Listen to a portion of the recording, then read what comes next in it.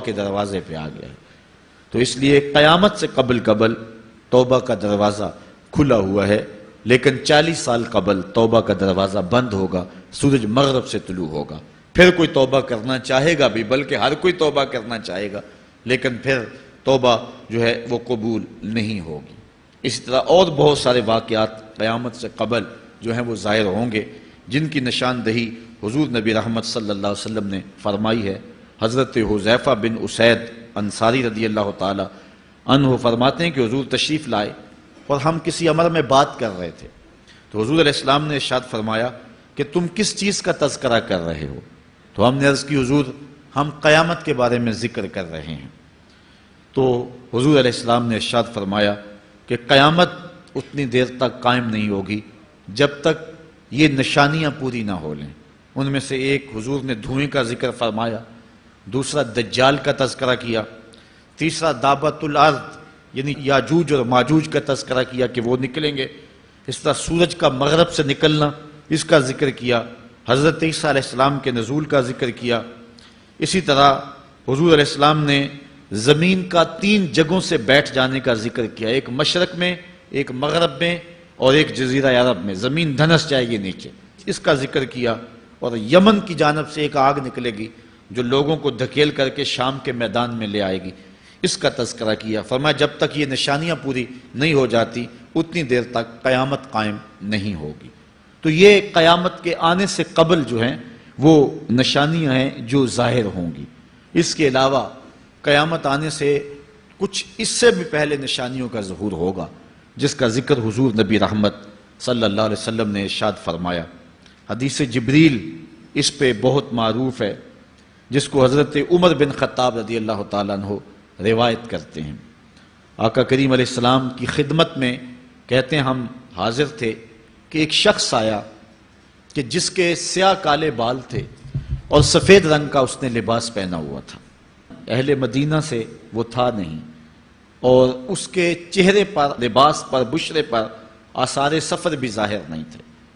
اگر مقامی ہوتا تو ہم جانتے ہوتے، اور اگر باہر سے آیا ہوتا تو اس کے چہرے پر، لباس پر جو ہے وہ سفر کے آثار ہوتے۔ اس زمانے میں اس طرح کے سفر تو نہیں تھے آسانی اور سہولت والے، تو جو بھی سفر کر کے دور سے آتا تو اس کا چہرہ بتاتا یہ مسافر ہے۔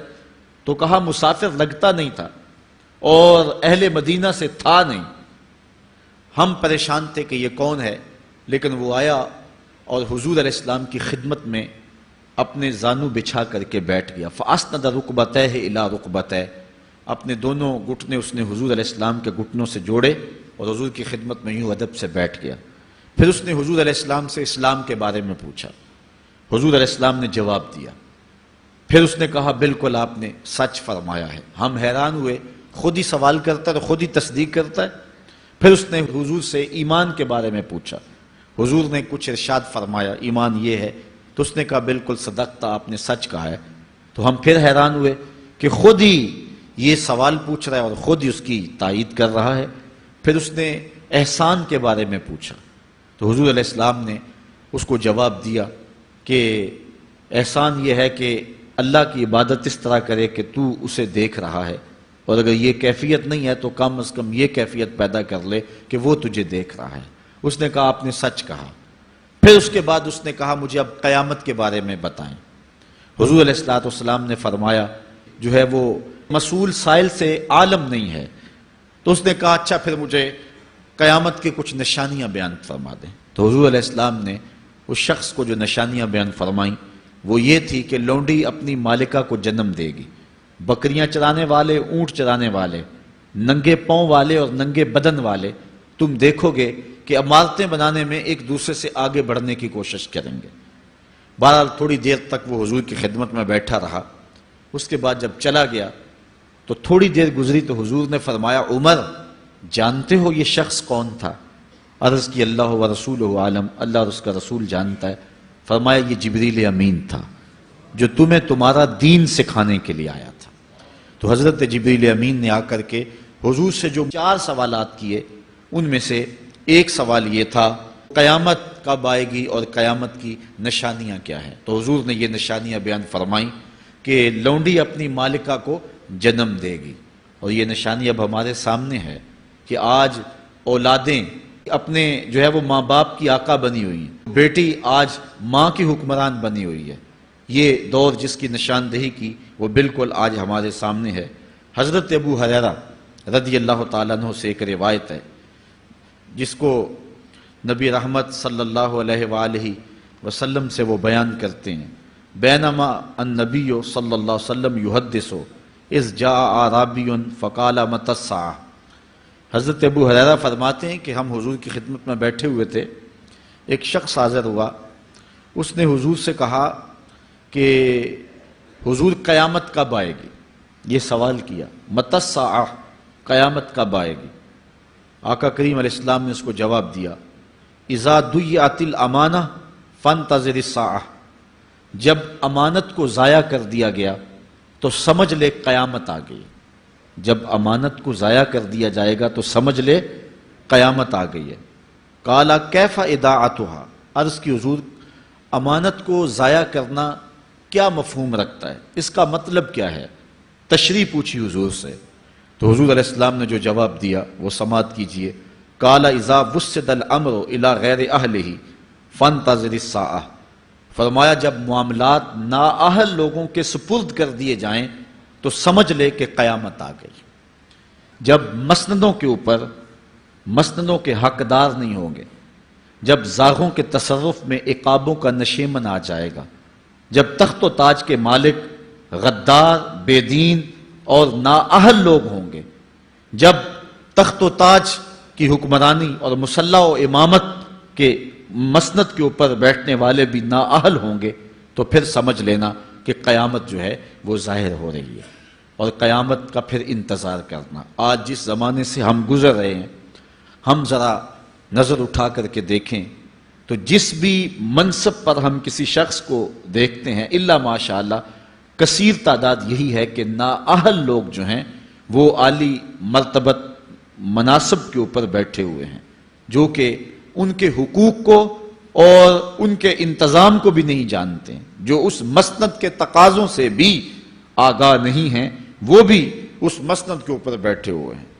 ایک زمانہ تھا، یہ ہمارے بچپن کی کہانی ہے، کہ ایک مرتبہ اسمبلی میں بحث ہوئی آبپاشی کے بارے میں، کہ فصلوں تک معقول پانی نہیں پہنچتا اور جو ہے وہ فصل اچھے طریقے سے جو ہے وہ نہیں اگ پا رہی، اور ہمارا ملک زرعی ملک ہے، تو اس کے بارے میں سوچا جائے۔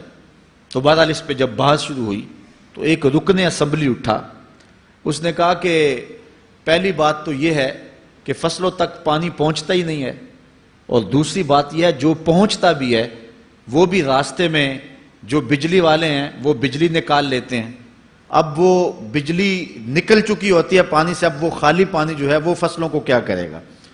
تو جب نااہل لوگ ایسی مسندوں کے اوپر اور ایسے مناصب کے اوپر بیٹھے ہوئے ہوں گے اور ہم لوگ ان کو منتخب کرتے ہیں، تو پھر آپ قیامت کا انتظار کیجئے، پھر قیامت آنے میں کوئی دیر نہیں ہے۔ تو حضور علیہ السلام نے دو لفظوں کے اندر قیامت کے بارے میں یہ بات ارشاد فرما لی۔ یہ میں نے آپ کو اپنے بچپن کی کہانی سنائی ہے، لیکن اس دور کی کوئی ایک کہانی ہو تو میں آپ کے سامنے رکھوں۔ اس دور میں تو جو عالی مرتبت مناصب کے اوپر بیٹھے ہوئے انہیں سورہ فاتحہ تک نہیں آتی، سورہ اخلاص تک نہیں آتی ہے، تو اب بتاؤ کہ یہ قیامت کے قرب کی علامت ہے کہ نہیں ہے؟ آپ دیکھیں جس تخت پہ بھی، جس تاج پہ بھی، اور جس مسند اور منصب پہ بھی جو موجود ہے، کیا وہ اس کا حق ادا کر سکتا ہے یا اس کی اہلیت رکھتا ہے؟ وہ کیا کسی شاعر نے کہا تھا کہ ہر شاخ پہ الو بیٹھا ہے، انجام گلستاں کیا ہوگا؟ اور رومی نے اپنے زمانے میں کہا تھا کہ سگ وزیرو گرگ میرو موشرا درباں شود، این ارکان سلطنت ملک را ویراں شود۔ یہ ایک دردناک کہانی ہے، لیکن قیامت کی نشانیوں کے حوالے سے آپ اس بات کو سمجھیں اور حضور علیہ السلام کے فرمان کی روشنی کے اندر ہم اپنے حالات کا جائزہ لیں۔ حضرت انس رضی اللہ تعالی عنہ سے ایک روایت ہے، کہتے ہیں سمیت رسول اللہ صلی اللہ علیہ وسلم یقولو، میں نے حضور علیہ السلام کو فرماتے ہوئے سنا ہے۔ یہ حضرت انس رضی اللہ تعالیٰ عنہ وہ صحابی ہیں جنہوں نے 10 سال تک حضور کی نوکری کی ہے، اور کہتے ہیں 10 سال میں ایک بار بھی ایسا نہیں ہوا کہ حضور نے مجھے اف بھی کہا ہو۔ کہتے ہیں کبھی ایسا ہوتا کہ میرے ہاتھ سے کوئی برتن ٹوٹ جاتا، ازواج مطہرات جو ہیں وہ اس پہ ناراض ہونے لگتی تو حضور علیہ السلام روک دیتے، فرماتے اسے کچھ نہ کہو، اس برتن کی عمر ہی اتنی لکھی ہوئی تھی، یہ اتنے عرصے کے لیے ہی پیدا کیا گیا تھا۔ تو آقا کریم علیہ السلام نے جو ہے وہ ازواج مطہرات کو بھی روکا کہ وہ مجھے جھڑکے نہ۔ خدمت رسول اللہ صلی اللہ علیہ وآلہ وسلم 10 سنین، میں نے پورے 10 سال حضور کی نوکری کی ہے۔ بلکہ جب آپ کہیں گے کہ حضور کے خادم کا نام کیا ہے، سارے صحابی حضور کے خادم ہیں، لیکن نام حضرت انس رضی اللہ تعالی عنہ کا آئے گا، یہ حضور علیہ السلام کے خادم خاص ہیں، اور حضور سے بہت ساری باتیں انہوں نے سنی ہیں۔ تو ان باتوں میں سے ایک بات کہتے ہیں، سمیت رسول اللہ صلی اللہ علیہ وسلم یقولو، میں نے رسول کریم صلی اللہ علیہ وسلم کو کہتے ہوئے سنا، ان من اشراط الساعۃ ان یرفع العلم، قیامت کی نشانیوں میں سے ایک نشانی یہ ہے کہ علم اٹھا لیا جائے گا، جہالت پھیل جائے گی، علم اٹھا لیا جائے گا۔ آج لفظ زیادہ ہو گئے ہیں، انفارمیشن زیادہ ہو گئی ہے، لیکن جس کو علم کہا جاتا ہے، جو مومن کے سینے کا جمال اور نور ہے، آج وہ اٹھا لیا گیا ہے۔ آج لوگ کہتے ہیں جی جتنا علم آج ہے اتنا علم پہلے تو نہیں تھا۔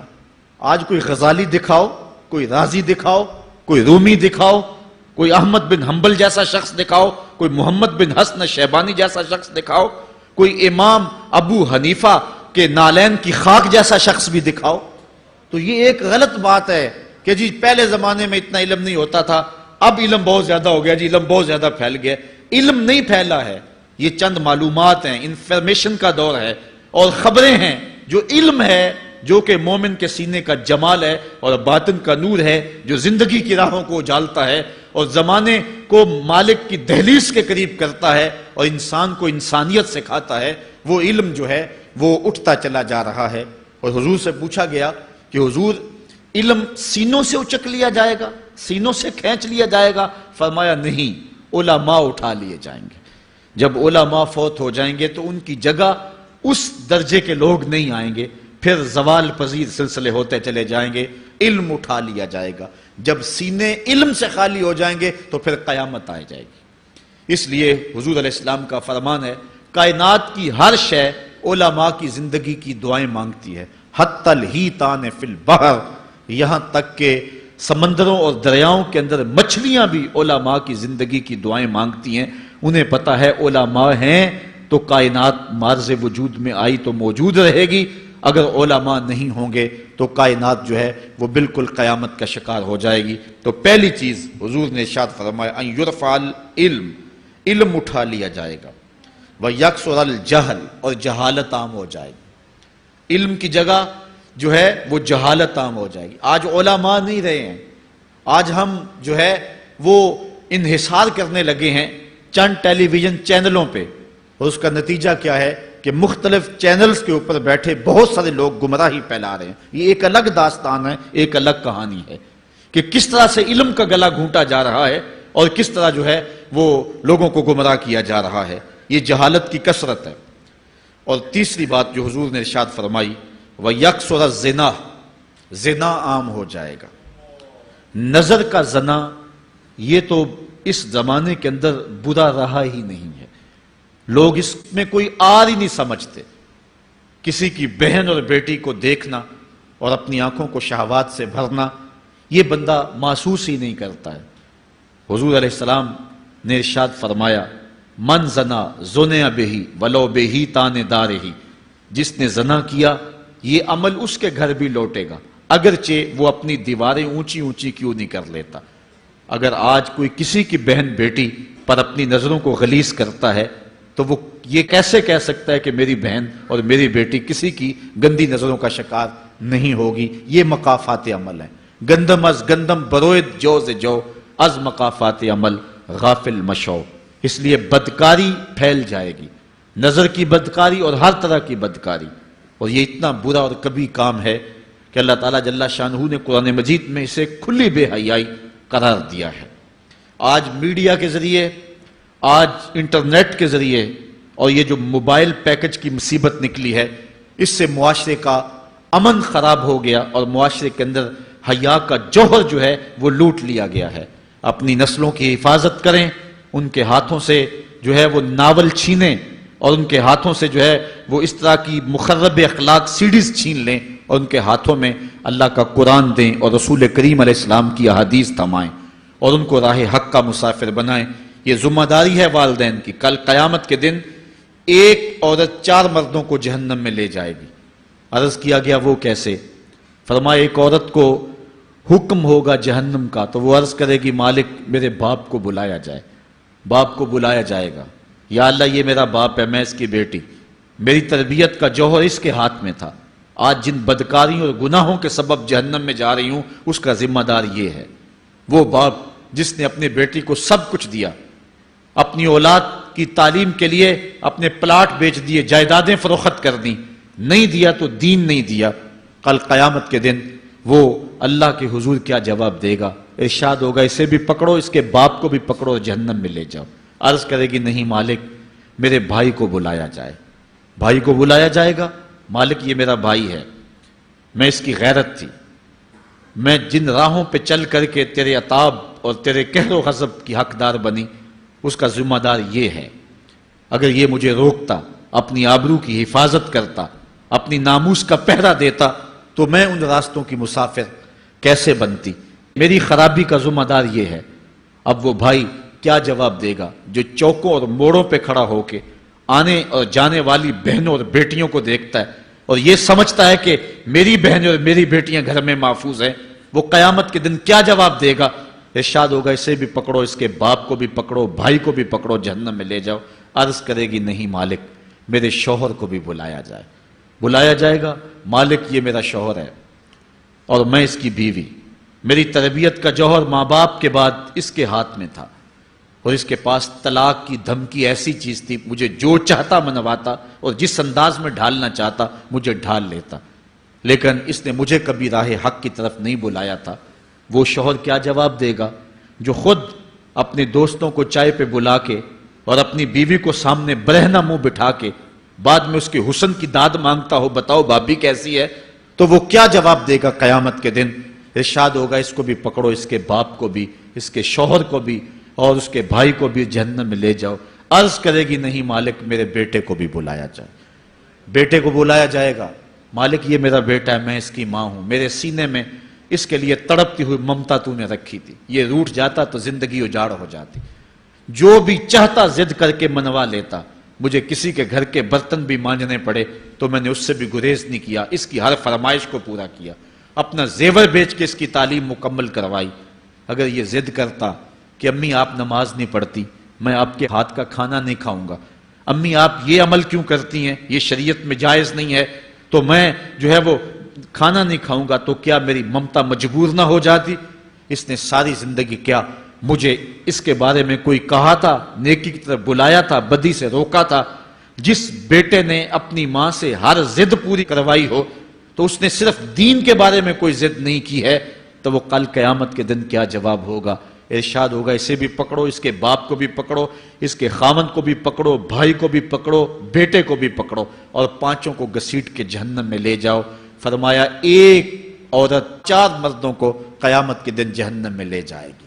اس لیے میں اور آپ آج دیکھ لیں کہ ہمارا آخرت کا معاملہ کیا ہونے والا ہے اور ہم نے اس دنیا کے اندر کس طرح اپنی حفاظت کرنی ہے. چوتھی چیز جو حضور نے ارشاد فرمائی, وَيَكْسُرَ شُرْبَ الْخَمْرِ, اور شراب پینا عام ہو جائے گا. یہ قرب قیامت کی علامت ہے.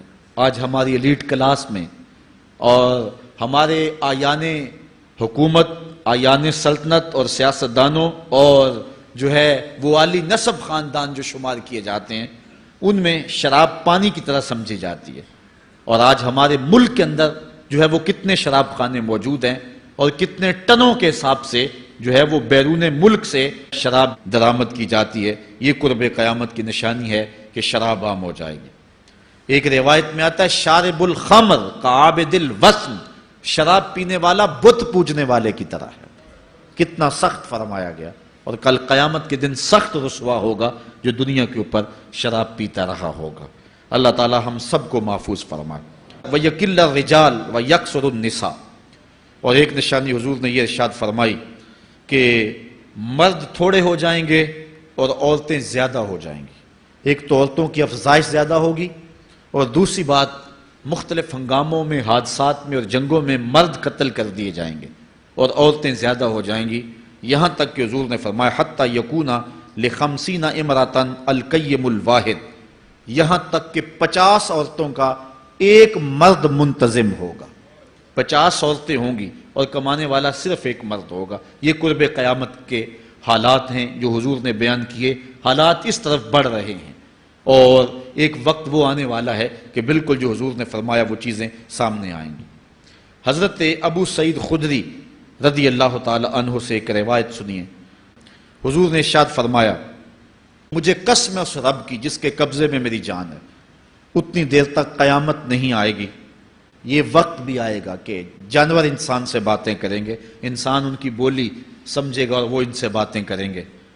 وَحَتَّى تُكَلِّمَ الرَّجُلَ عَذْبَةُ صَوْتِهِ، اور اس کے کوڑے کی جو رسی ہے، اس کا جو پھندنا ہے، وہ بھی انسان سے باتیں کرے گا۔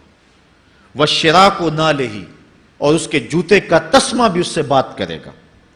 يُخْبِرَ فَخِذُهُ بِمَا أَحْدَثَ أَهْلُهُ بَعْدَهُ، اس کا گھٹنا اس کو بتا دے گا اس کے بعد میں اس کے گھر والوں نے جو باتیں کی ہیں۔ یہ حالات پیدا ہو جائیں گے۔ آج موبائل اور جدید ٹیکنالوجی آ رہی ہے تو اس بات کو سمجھنا مشکل نہیں ہے۔ اس زمانے کے اندر جب کہ ان چیزوں کا تصور بھی نہیں تھا، صحابہ نے پھر بھی یقین کیا کہ ہوگا، حضور نے کہا ہے اور آگے بیان کیا، اور آج تو حالات نظر آ رہے ہیں کہ بالکل جو حضور نے بتایا وہ سب کچھ جو ہے وہ ہونے والا ہے۔ حضرت ابو ہریرہ رضی اللہ تعالی عنہ سے ایک روایت ہے، یہ وہ صحابی ہیں جنہوں نے سب سے زیادہ حضور علیہ السلام کے فرامین امت تک پہنچائے ہیں، کثرت کے ساتھ حضور کی صحبت کا دور پایا اور اصحاب صفہ میں سے تھے، زندگی کا ایک ایک لمحہ حضور کی قربت میں گزارا۔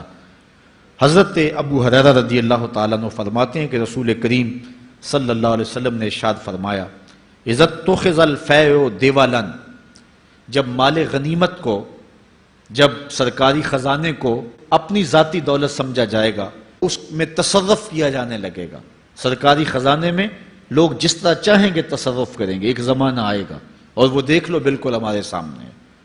والامانۃ مغنما، اور امانت کو مال غنیمت سمجھا جائے گا، جس طرح غنیمت بندہ استعمال کرتا ہے وہ امانت کو اس طرح غنیمت سمجھے گا اور اس کو جو ہے وہ غصب کر جائے گا۔ والزکوٰۃ مغرما، اور زکوٰۃ کو ٹیکس سمجھے گا، مجبور ہو کے دے گا، وہ زکوٰۃ دینا چاہے گا ہی نہیں۔ اور آج کتنے لوگ ہیں جو زکوٰۃ نہیں دیتے؟ اگر لوگ صحیح طور پہ زکوٰۃ ادا کر دیں اور زکوٰۃ کے جو حقدار ہیں ان تک پہنچے تو پاکستان میں صرف 1-2 سالوں کے اندر غربت ختم ہو جائے۔ اتنی دولتیں ہیں لوگوں کے پاس، اتنی جائیدادیں ہیں لوگوں کے پاس۔ ایک تو سارے لوگ زکوٰۃ ادا نہیں کرتے، دوسرا یہ ہے حقداروں تک نہیں پہنچتی۔ پیشہ ور مانگنے والے اور اس موسم کے اندر جو ہے وہ اپنے آپ کو غریب ظاہر کر کے اور مختلف اپنی مجبوریاں ظاہر کر کے مال ہتھیانے والے بہت سارے ہیں، اور زکوٰۃ دینے والا کہتا ہے میں جلدی جلدی فارغ ہو جاؤں۔ جتنی محنت مال کو کمانے میں صرف کی ہے، اتنی ہی محنت حقداروں کو تلاش کرنے کے لیے بھی کرے تاکہ اس کی زکوٰۃ اصل مصارف تک پہنچے۔ تو قرب قیامت میں یہ ہوگا کہ زکوٰۃ کو ٹیکس جانا جائے گا۔ وَتُعُلِّمَ لِغَيْرِ الدِّينِ، اور علم دین کے لیے حاصل نہیں کیا جائے گا، دین کے علاوہ کے لیے حاصل کیا جائے گا۔ اس کے 2-3 مفاہیم ہیں۔ ایک تو مفہوم ہے کہ علم دین حاصل کرنا لوگ چھوڑ دیں گے، وہ انجینئر اور ڈاکٹر اور کیا کچھ بننے کے لیے جو ہے وہ علم حاصل کریں گے۔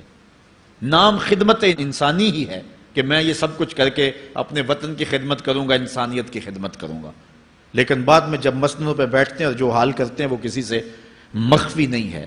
مسیحا پھر کس روپ کے اندر آتا ہے اور کس طرح قوم کو دونوں ہاتھوں سے لوٹتا ہے، یہ قرب قیامت کی نشانیاں ہیں۔ ہر بندہ جو ہے وہ علم تعلیم حاصل اچھا انسان بننے کے لیے نہیں، با کردار شخص بننے کے لیے نہیں، اچھا مومن بننے کے لیے نہیں، صالح فرد بننے کے لیے نہیں، بلکہ کمائی کرنے کے لیے، زیادہ زیادہ پیسے کمانے کے لیے وہ علم حاصل کرے گا۔ اور دوسری یہ بات کہ جو دین کا علم بھی حاصل کریں گے وہ بھی غرض و غائد جو ہے وہ اپنی چھوڑ دیں گے جس مقصد کے لیے جو ہے وہ علم حاصل کیا جاتا ہے۔ اور یہ قرب قیامت کی نشانی جو حضور نے بیان کی یہ بھی ہم اپنے زمانے میں دیکھ رہے ہیں۔ وَأَطَاعَ الرَّجُلُ امْرَأَتَهُ، اور آدمی اپنی بیوی کی اطاعت کرے گا، جو بیوی کہے گی وہ مانے گا، وَأَقَّى أُمَّهُ، اور ماں کو آگ کر دے گا، ماں کی پرواہ نہیں کرے گا، ماں کی نافرمانی کرے گا، بیوی کی بات کو ترجیح دے گا، اور ماں کی بات جو ہے اس کو ثانوی حیثیت دے گا۔ بہت بدبخت تو ایسے ہیں کہ جو ماں باپ کو ویسے ہی دقیانوسی کا تانا دے کے کہتے ہیں تمہیں تو پتہ ہی نہیں کسی بات کا، دنیا کہاں چلی گئی، اور ان کی کسی بات کو، کسی مشورے کو اور کسی حکم کو کوئی ترجیح نہیں دیتے۔ لیکن جب بیوی اور ماں دونوں کا حکم مقابلے میں آ جائے تو اس وقت وہ بیوی کے حکم کو ترجیح دیں گے۔ یہ قرب قیامت کی علامت ہے جو کہ ہم واضح طور پہ اپنے معاشرے میں دیکھ رہے ہیں۔ وَأَدْنَى صَدِيقَهُ وَأَقْصَى أَبَاهُ، دوست قریب ہوں گے، باپ دور ہوگا۔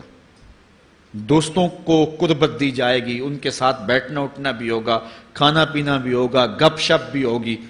دوست ایک بیل دے تو بندہ دوڑا جائے گا دوست کی پکار پہ، لیکن ماں باپ جو مرضی کہیں تو ماں باپ کی بات کو کوئی ترجیح نہیں دی جائے گی۔ یہ قرب قیامت کی نشانیوں میں سے ایک نشانی ہے، اور اس وجہ سے آج لوگ محروم ہو گئے ہیں اور گھروں میں برکت نہیں رہی۔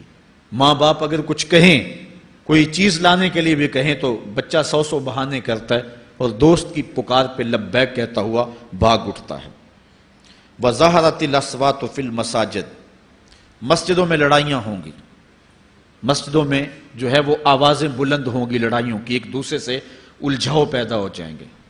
آج ہماری مسجدوں میں پنکھا بند کرنے سے لڑائیاں شروع ہو جاتی ہیں۔ یہ بالکل آپ کے قریب ایک شہر میں ہوا ہے، ایک آدمی قتل ہو گیا صرف اس معاملے میں کہ وہ ایک کہہ رہا تھا کہ لائٹ بند کر دو، اور دوسرے نے کہا کہ میں نماز پڑھ رہا ہوں تو تم نے مجھے دیکھا نہیں، اور اس بات پہ لڑائی شروع ہوئی، حتیٰ کہ فائرنگ تک نوبت پہنچی، اور ایک آدمی جو ہے وہ قتل ہو گیا۔ آپ نے اخبارات میں پڑھا ہوگا۔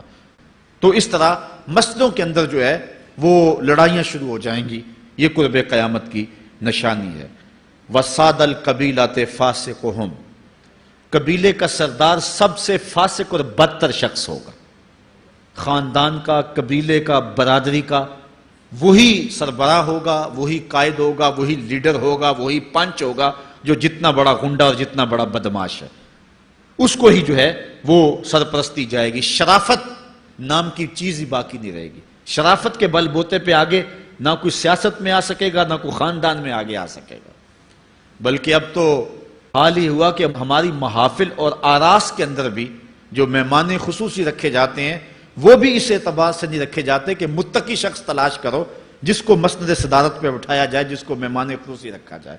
اس میں بھی یہ دیکھا جاتا ہے کہ کس کا اثر معاشرے کے اندر زیادہ ہے، چاہے وہ اثر و رسوخ اس نے منشیات فروخت کر کے ہی حاصل کیا ہو، کس کی دولت زیادہ ہے، چاہے اس نے وہ دولت لوگوں کا خون نچوڑ کے حاصل کی ہو، وہی مہمان خصوصی ہوتا ہے محفل نعت میں، چونکہ وہ پیسے زیادہ پھینک سکتا ہے۔ اور ایک غریب آدمی جو کہ تہجد کی نماز پڑھنے کا بھی عادی ہے، اس کو جوتیوں پہ جگہ ملتی ہے۔ اس کا قصور صرف یہ ہے کہ وہ غریب ہے اور اس کے پاس حرام کی کمائی نہیں ہے۔ یہ حضور علیہ السلام نے نشانی فرمائی، اور جو آج ہم اپنی آنکھوں سے دیکھ رہے ہیں۔ وَسَادَ الْقَبِيلَةِ فَاسِقُهُمْ، قبیلے کا سردار جو ہے وہ بدتر اور فاسق شخص ہوگا۔ وَكَانَ زَعِيمُ الْقَوْمِ أَرْذَلَهُمْ، اور قوم کا جو سردار ہوگا وہ قوم کا کمینہ ترین شخص ہوگا، یعنی قوم کا جو سب سے کمینہ شخص ہوگا وہ سب سے اونچی والی مسند پہ بیٹھا ہوگا۔ اور آپ دیکھ لیں، صرف پاکستان میں نہیں پوری دنیا پہ دیکھ لیں کہ ایسا نہیں دیکھ رہے ہم کہ جو بدبخت ہے، جو کمینہ ترین شخص ہے، فلک نے بخشی ہے انہیں خواجگی، جو جانتے نہیں روش بندہ پروری کیا ہے، جن کو اپنے نفع نقصان کا بھی نہیں پتا، اپنے آپ کا بھی شعور نہیں ہے، ہم کون ہیں، کس لیے آئے ہیں، جو مقصد حیات سے بھی آگاہ نہیں ہے، تو وہ قوم کے سردار ہوں گے۔ سیاسی تنظیمیں ہوں یا دیگر تنظیمات ہوں، الا ماشاء اللہ اکثر حال یہی ہے جو اللہ کے محبوب علیہ السلام نے بیان فرمایا، جہاں کہیں بھی شرافت، نجابت اور اچھے لوگوں کو برتری ہے، آہستہ آہستہ وہ کم ہوتی چلی جائے گی۔ اور یہی ہوگا سارے کا سارا نظام، جب قیامت آئے گی تو یہی ہوگا کہ جتنا برا شخص ہوگا، جتنا کرپٹ شخص ہوگا، جتنا ظالم شخص ہوگا، جتنا ڈاکو لٹیرا اور انتہائی کمینہ صفت شخص ہوگا، وہی جو ہے وہ قوموں کا سردار ہوگا۔ وَأُكْرِمَ الرَّجُلُ مَخَافَةَ شَرِّهِ، اور آدمی کی عزت اس کی شر سے بچنے کے لیے کی جائے گی۔ فلاں بندے سے اگر تعلقات قائم نہ رکھے تو ہمیں نقصان پہنچائے گا۔ آج 10 نمبر کا غنڈہ بھی ہو تو لوگ اس سے تعلق ضرور استوار رکھتے ہیں، یہ فخر سمجھتے ہیں۔ آج کل افطار پارٹیاں ہو رہی ہیں اور اس میں ان کو بلایا جاتا ہے دعوت افطار پر جنہوں نے روزے ہی نہیں رکھے ہوئے۔ یہ افطار پارٹیاں نہیں ہیں، یہ ایک تماشا ہے جو لگایا جاتا ہے۔ اس لیے یہ ایک مزاج ہوگا قرب قیامت میں جس کا بیان حضور علیہ السلام نے کیا، جبکہ ہم ہر روز یہ اللہ سے وعدہ کرتے ہیں وَنَخْلَعُ وَنَتْرُكُ مَن يَفْجُرُكَ، دعائے قنوت میں کہتے ہیں اے اللہ جو تیرے حکموں کو توڑتا ہے ہمارا اس سے کوئی تعلق نہیں ہوگا۔ یہ روز عہد کرتے ہیں لیکن مسجد سے نکل کے اس عہد کو توڑ دیتے ہیں، بلکہ بہت سارے تو مسجد کے اندر ہی توڑ دیتے ہیں۔ وَظَهَرَتِ الْكَيْنَاتُ وَالْمَعَازِفُ، اور گانے والی اور بجانے والی عورتیں اور گیت گانے والی عورتیں، رنڈیاں، یہ جو ہیں وہ گانا شروع کر دیں گی اور یہ عام ہو جائے گا۔ اب تو حد ہو گئی کہ مذہب کے نام سے بھی یہ سب کچھ ہو رہا ہے۔ یہ شام کلندر کے نام سے جو پورے ملک کے اندر ایک جو ہے تقریب شروع ہوئی ہے، اس میں جو ہے ان عورتوں کو بلایا جاتا ہے اور لکھا ہوتا ہے باقاعدہ اشتہاروں کے اوپر کہ فلاں جو ہے وہ گانے والی آئے گی اور وہ جو ہے وہ اپنا کلام پیش کرے گی، اور یہ مذہب کے نام پہ ہو رہا ہے۔ اور حد یہ ہو گئی کہ یہ بڑھتا ہی چلا جا رہا ہے۔ اس کو روکنے کی گو مربوط کوششیں بھی نہیں ہوئی، لیکن ایک ایسا عمل تھا کہ جس کو ہر صاحب شخص برا سمجھتا ہے، لیکن اس کے باوجود یہ پھیلتا چلا جا رہا ہے۔ اور جو کچھ معاشرے میں ہو رہا ہے وہ حضور علیہ السلام نے پہلے ہی نشاندہی کی۔ وَشُرِبَتِ الْخُمُورُ، اور شرابیں پی جائیں گی، رنڈیاں ناچیں گی، گانے گائیں گی اور شرابیں پی جائیں گی۔ وَلَعَنَ آخِرُ هَذِهِ الْأُمَّةِ أَوَّلَهَا، اس امت کے بعد میں آنے والے لوگ پہلے گزروں پر لعنت کریں گے، کہیں گے انہیں تو پتہ ہی نہیں ہے۔ پاکستان کے اندر باقاعدہ آرٹیکل چھپے اخبارات میں کہ محمد بن قاسم جو ہے وہ ڈاکو تھا، سلطان محمود غزنوی لٹیرا تھا، یہ مضامین شائع ہوئے۔ صحابہ کو گالیاں نہیں دی جا رہی، کتنے لوگ ہیں جو صحابہ کو برا بھلا کہتے ہیں، اور حضور علیہ السلام کے والدین طیبین جن کی وساطت سے یہ درے اور گوہر شاہوار ہمیں نصیب ہوا، ان والدین کو ممبروں پہ بیٹھ کے کیا جہنمی نہیں کہا جا رہا؟ تو یہ وہ زمانہ، کیا امام حسین کو باغی نہیں کہا جا رہا؟ پہلے لوگ اندر داخل ہو کے کرتے تھے اور کتابچے چھاپتے تھے، اب آہستہ آہستہ ممبروں پہ بھی آ گئے اور یہ بات کہی جانے لگی ہے۔ اس پر باقاعدہ اجتماعات منعقد ہوتے ہیں، اس پہ کہا جاتا ہے۔ ایک ٹی وی چینل کے اوپر یزید کو جو ہے وہ رحمت اللہ تعالی علیہ کہا گیا، کیا کچھ نہیں ہوا، یہ سب کچھ آپ کے سامنے ہے، یہ حضور نے بیان فرمایا، یہ ہونا تھا۔ آقا کریم علیہ السلام نے ارشاد فرمایا وہ وقت آئے گا کہ جو آخر والے ہوں گے وہ سمجھیں گے کہ ہم ہی جو ہے وہ دیندار ہیں، ہمیں دین کا ٹھیکہ، اور پچھلوں پر لعنت بھیجیں گے کہ انہیں کیا پتا تھا دین کا۔ آج پچھلوں کے عقائد پر حملے ہو رہے ہیں اور انہیں مشرک کہا جا رہا ہے۔ میں نے ایک دن کہا تھا یہ بڑے زور سے کہا جاتا ہے جو یا رسول اللہ کہے وہ مشرک ہو جاتا ہے۔ میں نے کہا دیکھو اس فتوے کا اثر کہاں تک جاتا ہے۔ حضور علیہ السلام کے سارے صحابی آقا کریم علیہ السلام کی موجودگی کے اندر بھی، اور پھر دیکھیے مسلمہ کذاب کے مقابلے میں جو جنگ لڑی گئی، اس جنگ کے اندر حضرت خالد بن ولید نے لکھا کہ کافر بھی اللہ اکبر کا نعرہ لگاتے ہیں، ہم بھی اللہ اکبر کا نعرہ لگاتے ہیں، فرق ہی نہیں معلوم ہوتا اپنا کون سا ہے اور بیگانہ کون سا ہے۔ تو حضرت صدیق اکبر نے لکھا کہ جب وہ اللہ اکبر کا نعرہ لگائیں تم اس کے جواب کے اندر یا محمد آہو کا نعرہ لگاؤ۔ وَقَانَ شِعَارُ الْمُسْلِمِينَ يَوْمَئِذٍ یا محمد آہو، اس دن مسلمانوں کا شعار ہی یہ تھا، جو یا محمد یا رسول اللہ کہتا تھا وہی مومن مانا جاتا تھا، باقی کو تہہ تیگ کر دیا جاتا تھا۔ تو اگر یا رسول اللہ کہنا شرک ہے تو پھر سارے صحابی، وہ 10,000 صحابہ جو جنگ یمامہ میں شامل تھے، ان کے بارے میں پھر کیا کہو گے؟ پھر حضرت زین العابدین کے بارے میں کیا کہو گے جو کربلا کے میدان میں مدینے کی طرف منہ کر کے کہہ رہے ہیں یا رحمت للعالمین ادرک لزین العابدین۔ پھر حضرت زینب کے بارے میں کیا کہو گے؟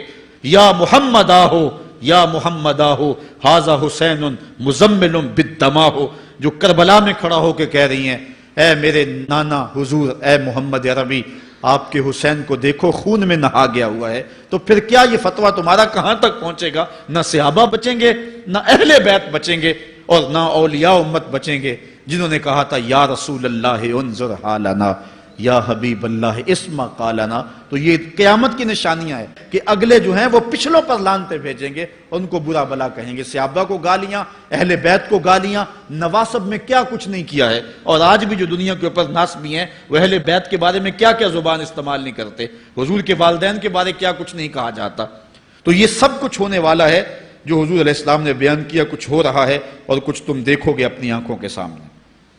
پھر ارشاد فرمایا فَارْتَقِبُوا عِنْدَ ذَلِكَ رِيحًا حَمْرَاءَ وَزَلْزَلَةً وَخَسْفًا وَمَسْخًا وَقَذْفًا وَآيَاتٍ تُتَابِعُ كَنِظَامٍ قُطِعَ سِلْكُهُ فَتُتَابِعُ.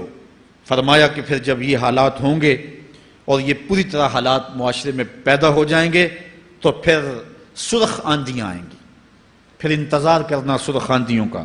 وَزَلْزَلَةً اور زلزلے کا انتظار کرنا، وَخَسْفًا وَمَسْخًا وَقَذْفًا اور دھنسنے کا انتظار کرنا، اوپر سے پتھروں کے نازل ہونے کا اور شکلوں کے بگڑنے کا انتظار کرنا. اور آگے فرمایا وَآيَاتٍ اور ایسی نشانی آئیں گی ایک دوسرے کے پیچھے آئیں گی، جس طرح تسبیح کا دھاگا ٹوٹ جائے تو پیدل پہ اس کے دانے گرتے ہیں. تو یہ سارے عذاب جن کا ذکر حضور نے کیا میں مسلسل اوپر نیچے یہ تمہارے تک پہنچیں گے. حضرت انس رضی اللہ تعالیٰ عنہ سے ایک اور روایت لیتے ہیں، حضور علیہ السلام نے ارشاد فرمایا لا تقوم الساعة حتى يتقارب الزمان فتكون السنة كالشهر والشهر كالجمعة وتكون الجمعة كاليوم ويكون اليوم كالساعة وتكون الساعة كالدرمة بالنار. فرمایا جب قیامت آئے گی اتنی دیر تک قائم نہیں ہو سکتی جب تک زمانے مختصر نہیں ہو جائیں گے، زمانے سمٹ نہیں جائیں گے، حتیٰ کہ سال مہینے جتنا ہو جائے گا، اور مہینہ ایک جمعۃ المبارک جتنا ہو جائے گا، اور ایک جمعہ ایک دن جتنا ہو جائے گا، اور ایک دن ایک گھڑی جیسا ہو جائے گا، اور ایک گھڑی ایسے ہوگی جس طرح آگ کا شعلہ جلایا اور وہ بجھ گیا. اور آج آپ دیکھ نہیں رہے کہ دن کتنی جلدی گزرتا. کسی زمانے میں ہم گرمیوں کی چھٹیاں کاٹتے تھے تو گزرتی نہیں ہوتی تھی گرمیوں کی چھٹیاں، لیکن آج آپ دیکھیں یہ دوپہر نہیں گزرتی ہوتی تھی. رمضان المبارک گرمیوں کے روزے جب ہمارے بچپن میں آئے تھے تو دوپہر نہیں گزرتی ہوتی تھی، لیکن آج وہی گرمیاں ہیں، لیکن ادھر سے سورج طلوع ہوتا ہے ادھر سے غروب ہو جاتا ہے. وقت سمٹ گئے، زمانے سمٹ گئے، اور یہ قرب قیامت کی نشانیاں ہیں. خرابی اتنی زیادہ ہوگی. حضور نے ارشاد فرمایا حضرت ابو ہریرہ سے ہے، آدمی گزرے گا اور ایک پرانی سی قبر دیکھے گا اور کہے گا وَيَقُولُ يَا لَيْتَنِي كُنْتُ مَكَانَ صَاحِبِ هَذَا الْقَبْرِ وَلَيْسَ بِهِ الدِّينُ إِلَّا الْبَلَاءُ. فرمایا انسان قبر کے قریب سے گزرے گا تو گزرتے ہوئے وہ ٹھنڈی آہ بھر کے کہے گا کاش کہ اس قبر کا مکین میں ہوتا. اور فرمایا دین سوائے آزمائش کے اور کچھ نہیں رہ جائے گا. یہ قرب قیامت کی وہ نشانیاں ہیں جو حضور علیہ السلام نے بیان کی. ایک اور نشانی حضور علیہ السلام نے بیان فرمائی کہ قرب قیامت کے اندر دین کا کام بھی درہم و دینار سے ہوگا. اس کے دو مفاہیم ہیں. ایک مفہوم تو یہ ہے کہ دین کا کام کرنے والے بھی پیسے ٹگے کے بغیر جو ہے وہ ایک قدم نہیں چلیں گے. کیا آج 2-3 لاکھ روپے نعت پڑھنے کے نعت خواں وصول ہم سے نہیں کر رہے؟ اور آج جو ہے وہ کیا دین کوڑیوں کے عوض بیچا نہیں جا رہا؟ آج گھر نکلنے سے قبل طے نہیں کیا جاتا کتنے اب دو گے، کتنے واپسی پہ دو گے اور کتنے اوپر نچھاور کرو گے؟ دین کیا کوڑیوں کے عوض اور پیسے کے عوض بیچا نہیں جا رہا؟ ایک اس کا مفہوم یہ ہے. اور دوسرا مفہوم اس کا یہ ہے قرب قیامت میں اگر کوئی دین کا کام کرنا بھی چاہے گا تو درہم و دینار کے بغیر نہیں ہو سکے گا. یعنی اس کو ضرورت ہوگی کہ میرے پاس مال ہو، حالات ہوں اور میں دین کا کام کروں. اگر اس کے پاس حالات نہیں ہوں گے تو دین کا کام اس کے لیے کرنا مشکل ہو جائے گا. جس طرح کسی زمانے میں علماء برگد کی چھاؤں میں بیٹھ کے اور لوگ ان کے پاس بھی آ گئے، کوئی وسائل کی ضرورت نہیں تھی، وہ پڑھا سکتے تھے، لوگ بیٹھ گئے. امام محمد بن حسن الشیبانی جب پڑھانے بیٹھے تو آپ کی مجلس میں جو لوگ آ کے سیکھتے تھے وہ تعداد ان کی تو بہت ساری تھی، لیکن جو باقاعدہ آپ کی باتوں کو لکھتے تھے وہ 4000 لوگ تھے. 4000 کلمے اور دواتیں حضرت امام محمد بن حسن شیبانی کی مجلس کے اندر پڑھی ہوا کرتی تھی. اور باقی جو لوگ تھے حضرت غوث اعظم سیدنا شیخ عبد القادر جیلانی علیہ رحمہ، آپ جب تشریف لائے ملا علی قاری نے نزہۃ الخاطر الفاتر فی مناقب شیخ عبد القادر میں لکھا ہے کہ آپ کی ایک ایک مجلس کے اندر 70,000 لوگوں کا اجتماع ہوا کرتا. آج تھوڑے لوگ اکٹھے ہو جائیں تو ہم خوش بھی ہوتے ہیں اور حیران بھی ہوتے ہیں، اتنے لوگ اکٹھے ہو گئے۔ میاں ضرورت ہے لوگوں کی کہ وہ دین سیکھیں، وہ جائیں ایسی مجالس کے اندر، لیکن لوگ سمٹ جائیں گے، نہیں جائیں گے۔ وسائل کی ضرورت ہوگی، وہ برگد کے درخت کے نیچے بیٹھ کر کے بھی لوگ جو ہیں وہ علم کا چراغ روشن کرتے تھے۔ جب لارڈ میکالے نے نصاب تعلیم مرتب کیا اور درس نظامی کو اور جو ہے عصری علوم کو الگ کر دیا، تو یہ علماء ہی تھے کہ جنہوں نے برگد کے درخت کے نیچے، پیپل کے درخت کے نیچے بیٹھ کر کے علم کے چراغ کو روشن رکھا۔ لیکن آج اگر تم ایسا کرنا چاہو گے تو کیا ممکن ہوگا کہ اس چراغ کو تم روشن رکھ لو؟ آج وسائل کی بہر صورت ضرورت ہے، اور آج سے صدیوں قبل علماء نے یہ فتویٰ دیا تھا کہ صدقہ کرنا، زکوٰۃ ادا کرنا یا دیگر امور خیر میں خرچ کرنا بڑا نیکی کا کام ہے، لیکن سب سے بڑا نیکی کا کام اس دور کے اندر آج سے قبل علماء نے فتویٰ دیا تھا کہ دین کے طالب علموں پہ خرچ کرنا ہے۔ ان پہ اگر خرچ کریں گے تو یہ وہ ایک ایسا موقع ہے کہ جس سے آپ جو ہے وہ حقدار تک حق بھی پہنچا لیں گے اور اس سے دین کو